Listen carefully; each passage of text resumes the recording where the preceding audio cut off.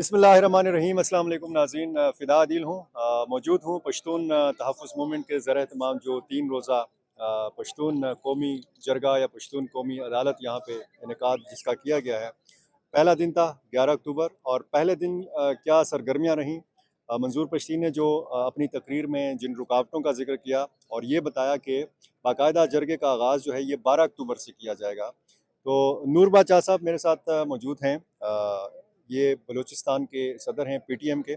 नूर बादशाह साहब, पहले तो ये बताइए कि ये जो 2 दिन का बताया है मंजूर पश्तीन ने, ये जो 3 दिन की आपकी एक्टिविटी थी, ये 2 दिन में कैसे समेटी जाएगी? यकीनन कि ये जो 11 अक्टूबर को हमारा जरगा शुरू होने वाला था, उसके लिए जो इंतज़ामात हैं, यानी यहाँ पे पश्तून वतन के मुख्तलिफ़ अज़ला से, मुख्तलिफ़ इलाकों से काफ़ी तादाद में हमारे मशरान आ रहे हैं। मुख्तलिफ़ सियासी पार्टियों के मशरान, कबीलों के मशरान, कबायली मशरान और इस तरह जो मुख्तलिफ़ अंजुमन है, उनकी जो सदूर है या उनका काबीना है, इस तरह प्रोफेसर हज़रात, वकला, डॉक्टर्स, आदिब, शायर, लिखवाल, उलमा इकराम, स्टूडेंट्स, तो ये काफ़ी तादाद में लोग आ रहे थे। तो ये जरगे के इंतज़ामात करने के लिए तकरीबन 1 हफ़्ता पहले हमारे साथी काफ़ी तादाद में मुख्तलिफ़ अज़ला से आए हुए थे कि यहाँ पे कैंप्स लगाए, यहाँ पे पानी का बंदोबस्त करे, खुराक का बंदोबस्त करे और यहाँ पे जो बाकी सिस्टम है वो सारा उनका इंतज़ाम किया जाए। लेकिन फिर आपको पता है कि वो छोड़ा नहीं जा रहा था, रास्ते बंद किए थे, हमारे साथियों पे हमले हो रहे थे, हमारे साथियों की गिरफ्तारियाँ जारी थी। इस वक्त भी तकरीबन 400 से ज़ायद हमारे कारकुन गिरफ्तार है। शेड्यूल 4, 3 एमपीओ, 16 एमपीओ इस दफात में हमारे साथियों को उठाया जा रहा था। तो जब फिर भी दिल नहीं भरा तो फिर यहाँ पे जहाँ पे जरगा हो रहा है, यहाँ पे 2-3 बार ये लोग हमलावर हुए। तो वो इंतज़ामात जो हमारे साथियों ने कुछ किए हुए थे उनको जलाया गया, शेलिंग किया गया, यहाँ पे आंसू गैस जो है वो का इस्तेमाल किया गया। तो ये सिलसिला तकरीबन कल तक चलता रहा। 2 दिन पहले यहाँ पे आपको पता होगा कि यहाँ पे सिक्योरिटी फोर्सेस काफ़ी बड़ी तादाद में आए, उन्होंने स्ट्रेट फायरिंग किया जिसके नतीजे में हमारे 4 जवान वो मौके पे ही शहीद हुए और तकरीबन 10 से ज़ायद वो ज़ख्मी है जो अभी भी हॉस्पिटल में पड़े हैं। इस तरह जनूबी वज़ीरिस्तान से हमारा काफ़िला आ रहा था, वहाँ पे उस काफ़िले पे स्ट्रेट फायरिंग किया गया, उसमें भी हमारा एक साथी जो है वो शहीद हुआ है, 2-3 ज़ख्मी है। तो इस वजह से जो इंतज़ामात हमने करने थे वो नहीं हुए।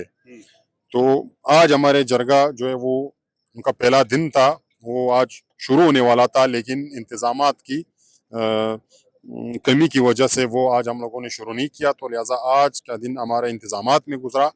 कल से इंशाल्लाह बाकायदा जरगे का आगाज़ होगा और वो जरगा जिस तरह हमने पहले भी एक्सप्लेन किया है उनको कि पहले सेशन में जो डेटा है पश्तून काम का, जो पिछले 3 महीनों से हम इसमें लगे रहे, हमारे साथी लगे रहे, जो हमने इकट्ठा किया है, पहले सेशन में वो दिखाया जाएगा। तमाम जो हमारे मशरान यहाँ पे आ रहे हैं कि कितने पश्तून शहीद हुए हैं, कितने पश्तून लापता है, मिसिंग है, कितने माजूर है, कितने ज़ख्मी हैं और यहाँ पे हमारे जो वसाइल है किस तरह उसको लूटा जा रहा है। यहाँ पे हमारे पश्तूनों के ज़मीनें हैं, मुख्तलिफ नामों से उस पर कब्ज़ा किया गया है, एयरबेस के नाम से, इस तरह और नामों से। तो ये सारे मसाइल जो पश्तून कौम को दरपेश है वो ये मशरान के सामने हम रखेंगे। फिर मशरान उसके बाद उस पर सोच करेंगे, फिक्र करेंगे, मिल बैठ करके एक ऐसा हल निकालेंगे, एक ऐसा फैसला करेंगे ताकि जो गुजरा हुआ है आइंदा दिन उस तरह फिर नहीं गुजरे इस काम के, एक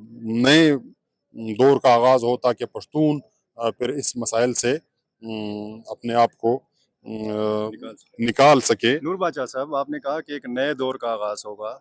आपको बहुत उम्मीदें हैं मुझे लग रहा है इस जरगे से। पीटीएम पर पाबंदी लग चुकी है और ये पाबंदी ज़ाहिर है कि जब तक है तो फिर उसके पीटीएम के साथ एक लफ्ज़ होगा, इस्तेमाल किया जा रहा है कालादम का। तो ये जो सिलसिला है तो फिर आप इसके बाद फिर कहीं पे इज्तिमा कर सकेंगे? ये किस तरह होगा? और ये जो जितना मुज़ाकरात हुए हैं, वफाकी हुकूमत के नुमाइंदे आए, सूबाई हुकूमत के नुमाइंदे, सरकारी जरगा बना, फिर पीटीएम के जरगे से मुज़ाकरात हुए। ये आपको हालात कहाँ पे जाके दिखाई दे रहे हैं कहीं कहीं जाते हुए?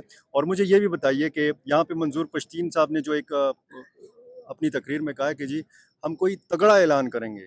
किस किस्म का तगड़ा ऐलान करेंगे? देखो बात इस तरह है कि पहले आपने बात किया कि काला दम ठहराया गया है हमारे तंजीम को तकरीबन 6 साल गुजर चुके हैं, 7वां साल जारी है। तो इस 6 सालों में कौन से हमें इन्होंने हार पहनाए हैं कि हम इस चीज़ पे अफसोस करें कि यार पहले तो हमें हार पहनाए जा रहे थे, तो अभी हम काला दम करार हुए। ये 6 साल जो हमने गुजरे हैं, ये भी हमने जेलों में गुजारे हैं, तशद्दुद में गुजारे हैं। तो कभी 3 एमपीओ में हमारे साथी उठाए जा रहे हैं, कभी 16 एमपीओ में, कभी शेड्यूल 4 जो है लग रहा है हमारे साथियों पे।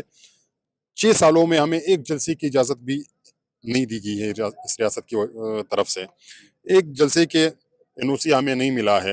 एक जो सेमिनार हम लोग कर रहे थे उसका एनओसी नहीं मिला है। हमारे साथी शहीद हुए, अरमान नूनी शहीद हुआ, आरिफ अफगान शहीद हुआ। उसके बाद खड़ कमर में हमारे 16 जवान शहीद हुए, 45 से ज़्यादा ज़ख्मी हुए। फिर आप और भी अफसोस की बात यह है कि उस वाक़ये की एफआईआर भी हमारे साथियों पे काटा। हमारे साथियों ने जेल में टाइम गुजारा। फिर उसके बाद 6 जून को वाणा में हमारे 6 जवान शहीद हुए, काफ़ी ज़ख्मी हुए। इस तरह और तशद्दुद के वाक़यात। फिर अभी 3 महीने पहले इस्लामाबाद के सेफ सिटी में जो दारुल-हुकूमत है इस रियासत का, उसमें तकरीबन दिन दिहाड़े लोग आके हमारे गिलमन शहीद को सर पे ऐसे मार देते हैं कि वो उसके बाद शहीद हो जाते हैं। तो कौन-सा हमें इन्होंने फूलों का हार पहनाया है या हमें इस तरह फैसिलिटीज़ दी है कि हम अफ़सोस करें। पहले भी मतलब है अगर आप काला दम नहीं थे तो काला दम थे।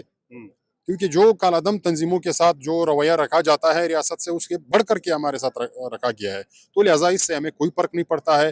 काला दम रख के कुफर का फतवा लगाए, गदार का फतवा लगाए, इसके हम आदी हो चुके हैं। क्योंकि इस रियासत की कोई हिस्ट्री इस तरह है, जो भी यहाँ पे हक की बात करता है, अपने वसाइल की बात करता है, अपने हकूक़ की बात करता है, तो उस पे या गदारी का टप्पा लगता है या उसको कालादम करार दिया जाता है या उस पे कुफर के फतवे लगते हैं। तो लिहाजा हम इस चीज़ को बिल्कुल सीरियस लेते ही नहीं है। ये जो भी करार दे, हम स्ट्रेट फॉरवर्ड बात कर रहे हैं कि हमारे सरज़मीन पे डॉलरी जंगें हो रही हैं। उस डॉलरी जंगों के बदले में ये जो जर्नैल है इस मुल्क के, वो डॉलर वसूल कर रहे हैं और उस डॉलरों को ले जा कर के यूरोप, अमेरिका में ये लोग जायदादें खरीदते हैं। लाज़मी बात है, जनरल कियानी ने जज़ीरा खरीदा है ऑस्ट्रेलिया में। ये कोई आम आदमी की बात है? जनरल कियानी की सैलरी कितनी होगी? 3 लाख होगी, 2.5 लाख होगी। तो इसकी फिर सर्विस कितनी होगी? आप कैलकुलेट कर ले।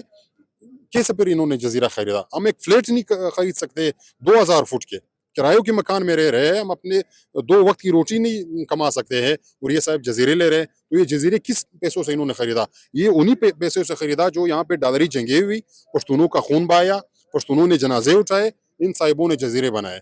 तो लिहाजा इस तरह बहुत मामलात है। अभी टाइम कम है, ये घंटों में भी बयान नहीं हो सकता है। आपके मुशर्रफ ने कितने डॉलर कमाए, आपने के राइल शरीफ ने कितने डॉलर कमाए, जनरल आसिम बाजवा ने कितने डॉलर कमाए ऑस्ट्रेलिया में या अमेरिका में, उनके पापा जून्स के जो शॉपिंग मॉल है, उनके बिजनेस है, ये कहाँ से है?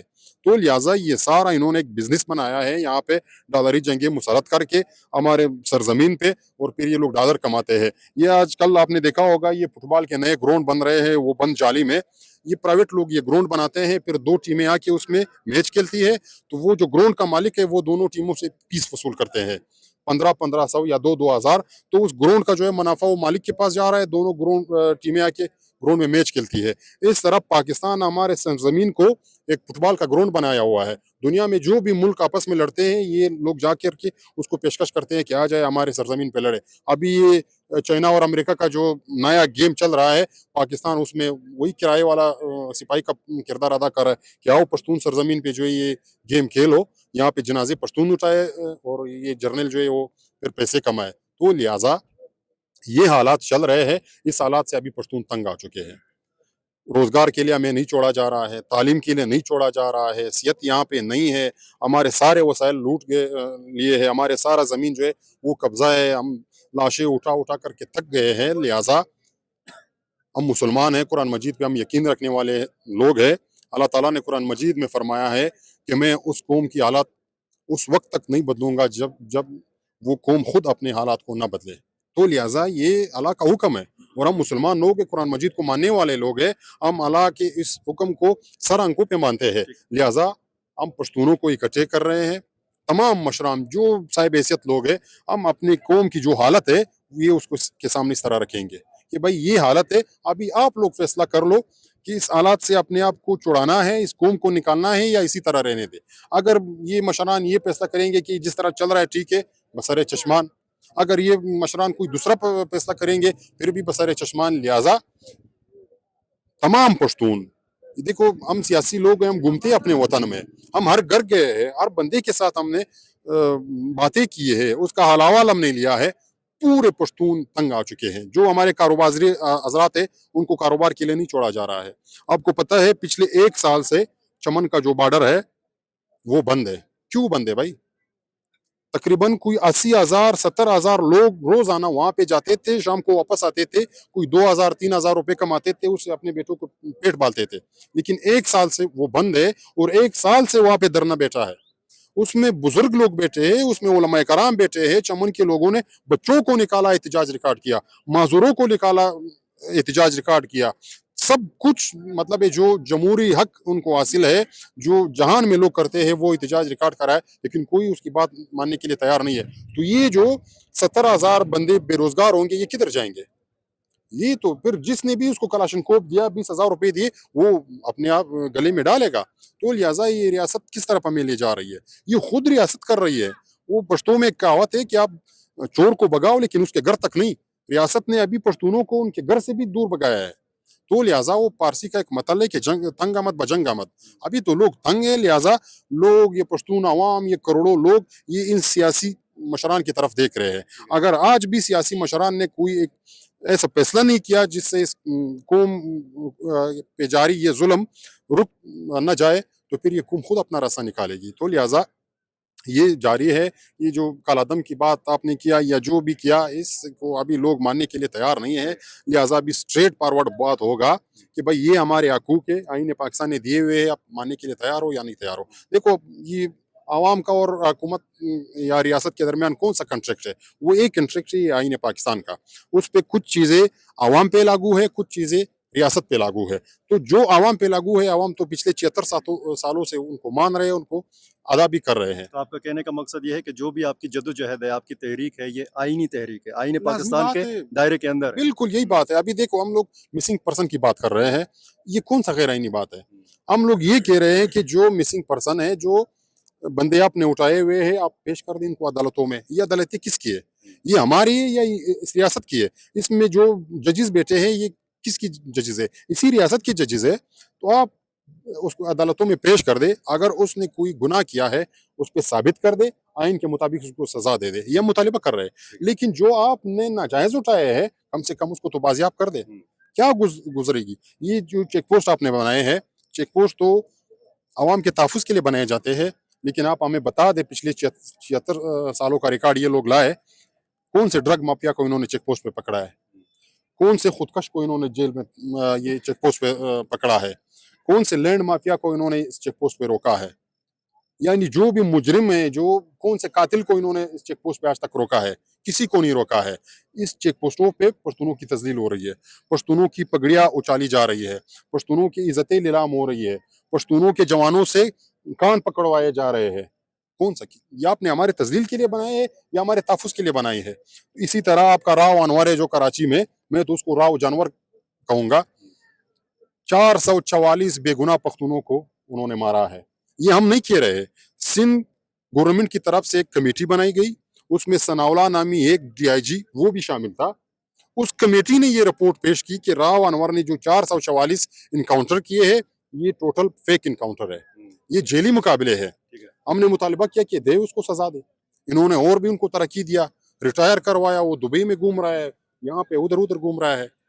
ہم نے مطالبہ کیا کہ یہ جو گلمن شہید ہوا اسلام آباد کے سیف سٹی شہر میں, گلمن کے قاتل آج تک نہیں پکڑے جا رہے ہیں, کوئی بات نہیں کر رہا ہے. لیکن اسی اسلام آباد میں 1 مہینے بعد علی وزیر کے گاڑی کے ساتھ کوئی موٹر سائیکل ٹکراتا ہے, پھر فوراً علی وزیر گرفتار ہو جاتا ہے, اور اس پہ چرس کا جو ہے FIR کاٹا جاتا ہے, ان پہ جو ہے اسلحے کا FIR کاٹا جاتا ہے.